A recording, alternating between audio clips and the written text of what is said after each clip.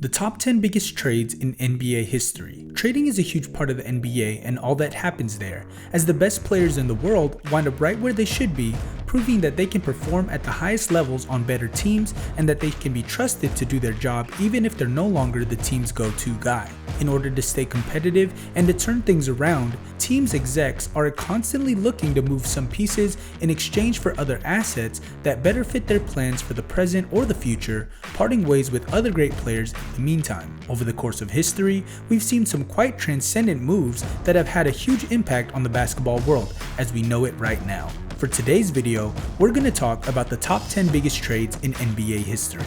Coming in at number 10, we have James Harden to the Rockets in 2012. James Harden was coming off a terrific season once again as the Thunder's sixth man, showing some offensive outbursts that made everybody believe they were witnessing one of the league's rising stars, but that wasn't enough for Sam Presti to keep him on board. Presti thought it was better for the Thunder to keep Serge Ibaka to have a lockdown defender and rim protector, parting ways with Harden as he would be unable to match his contract demands. So, he sent the Beard to Houston alongside Cole Aldridge, Daquan Cook, and Lazar Hayward, landing Jeremy Lamb, Kevin Martin, and a couple of first-rounders with a second-round pick in return. Coming in at number 9, we have Paul George to the Clippers in 2019. LA surrendered an unprecedented package, 5 first-round picks, 2 first-round pick swaps, Shai Gilgeous-Alexander, and Danilo Gallinari. Worth it for just George? No, but this trade cinched the Clippers getting Kawhi Leonard too.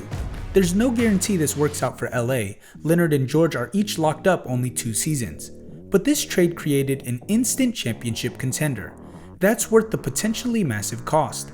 Oklahoma City got a huge jump on its rebuild, gaining a threatening bunch of picks for a team that once drafted Kevin Durant, Russell Westbrook, and James Harden in quick succession.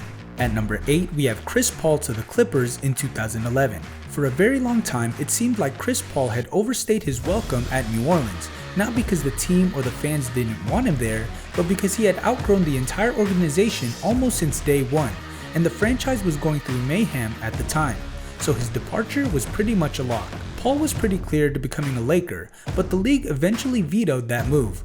Nonetheless, CP3 still ended up in LA to play for the Clippers, alongside a couple of future second-rounders, with Los Angeles sending Eric Gordon, Al-Farouq Aminu, and a first-round pick to New Orleans. At number 7, we have Dwight Howard to the Lakers in 2012. This trade set all 4 involving teams in motion. After a lengthy drama, Orlando moved its big star and settled into mediocrity. The Lakers got a hobbled Howard for a year, showed cracks in their foundation, watched Howard leave for the Rockets in unrestricted free agency that stunk a while. The 76ers got Andrew Bynum, who turned out to be damaged goods and was mostly finished. That failure made the process look appealing. Andre Iguodala helped the Nuggets win 57 games, though Denver lost in the first round. Coming in at number 6, we have Charles Barkley to the Suns in 1992. Charles Barkley was already playing at an MVP level for the Philadelphia 76ers ever since entering the league, and he was an instant fan favorite, but Philadelphia was struggling and Barkley was desperate to get the hell out of the city of brotherly love ASAP to try and compete for a championship. So, after a failed move to the Los Angeles Lakers, Barkley was eventually dealt away to the Phoenix Suns, where he'd have the best passage of his career and would go on to win his lone MVP award. For this trade to happen, Phoenix sent Tim Perry, Jeff Hornacek, and Andrew Lang to Philly. At number 5, we have Kevin Durant and Paul Pierce to the Nets in 2013. Of all Brooklyn's ill-fated moves of this era, Darren Williams, Gerald Wallace, Joe Johnson, this was the coup de grace. With pick swaps, the Nets pushed the limits of the step-in rule and paid for it. Brooklyn wound up sending Boston the number 17 pick in 2014, the number 3 pick in 2016, number 1 pick in 2017, and number 8 pick in 2018. Garnett and Pierce were over the hill, and their big contracts left the Nets stuck. The Celtics meanwhile gained assets essentially to acquire Kyrie Irving and Jason Tatum. Ironically, Boston built a winner far quicker than Brooklyn. At number 4, we have Shaquille O'Neal to the Miami Heat in 2004.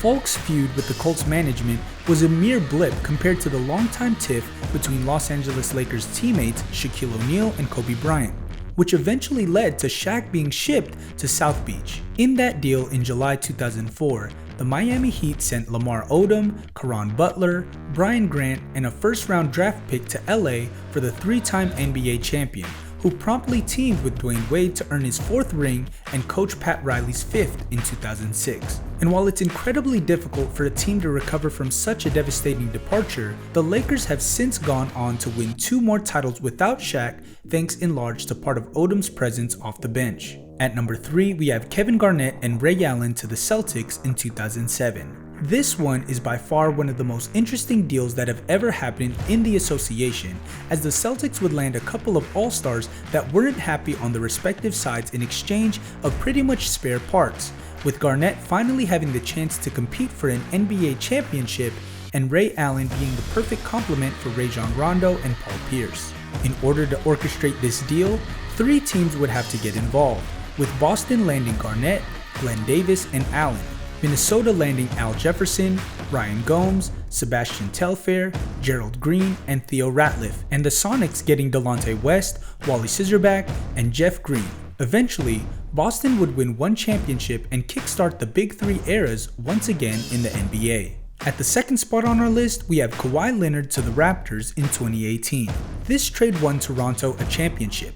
It's hard to beat that. Though some have downplayed the risk, especially in hindsight, the Raptors took a real chance by disrupting their very good status quo to raising their ceiling. They stayed only 1 season, but Leonard and Danny Green, an underrated accompaniment, delivered immediately. By getting so little, DeRozan, Jacob Poeltl, and a draft pick that became Keldon Johnson for its superstar, San Antonio might have sealed the end of its empire. And finally, at the top spot on our list, coming in at number 1, we have Kareem Abdul-Jabbar to the Lakers in 1975. Kareem Abdul-Jabbar was definitely the best player in the world during his time with the Milwaukee Bucks, and he sure as hell knew it. Kareem had outgrown that small market and seemed ready for a bigger challenge, demanding to be traded immediately before the Lakers making a push for him. Milwaukee would end up getting Brian Winters, Elmore Smith, Junior Bridgman, and Dave Myers, while the Lakers would get Wilt Chamberlain's successor and one of the greatest ballers in NBA history. Alongside Magic, he won 5 rings, 3 MVPs, and became the NBA's all-time leading scorer. Make sure to keep posted with our videos to keep yourselves updated with your favorite stars' whereabouts. If you like this video, hit the like button and subscribe for more.